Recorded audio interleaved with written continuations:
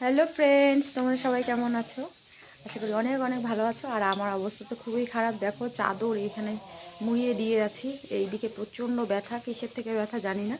আর দেখো, এখনও কুয়াশা, মনে হচ্ছে কটা বাজে? এখন বাজে 3টে। আর 3টের সময় দেখো এখনও মনে হচ্ছে সকালবেলা। আর এদিকে আমি রান্না বসিয়ে দিয়েছি।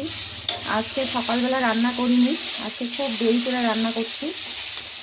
সকালবেলার মাংস ছিল কালকে, ওগুলো দিয়ে খাওয়া দাওয়া হয়েছে। তো একটু পরে ছেলে আসবে, সেজন্য রান্না করছি এখন। তো আজকে কী কী মেনু হচ্ছে তোমাদের দেখিয়ে দিচ্ছি। তো চলো ব্যাক ক্যামেরায় দেখাচ্ছি। এই দেখো, এখানে আলু পেঁয়াজ কলি ভাজা হচ্ছে, আর বিনসও আছে সাথে। আর এখানে যে করলা ভাজা করে রেখেছি, আর নিচে তো ভাত আছে। আর এই যে ঘুগনি রান্না করা হবে এখানে। এই যে মটর সেদ্ধ করেছি, আর এখানে যে আলু দিয়ে ঘুগনি, আর এই যে মাছ ভাজা করেছি, আর মাছের হলো কারি বানাবো। এখানে মশলা পেস্ট করে রেখেছি। এগুলোই আজকে রান্না বান্না। ঘাড় ব্যথা করছে, কিন্তু তবুও রান্না করতে হবে এই ঠান্ডার মধ্যে, কেননা আলাদা কেউ নেই। তো চলো আমি রান্না টান্না সেরে নিই। তোমরা সবাই ভালো থেকো, সুস্থ থেকো, আর আমাকে প্লিজ প্লিজ একটু সাপোর্ট করো, আমার পাশে থেকো।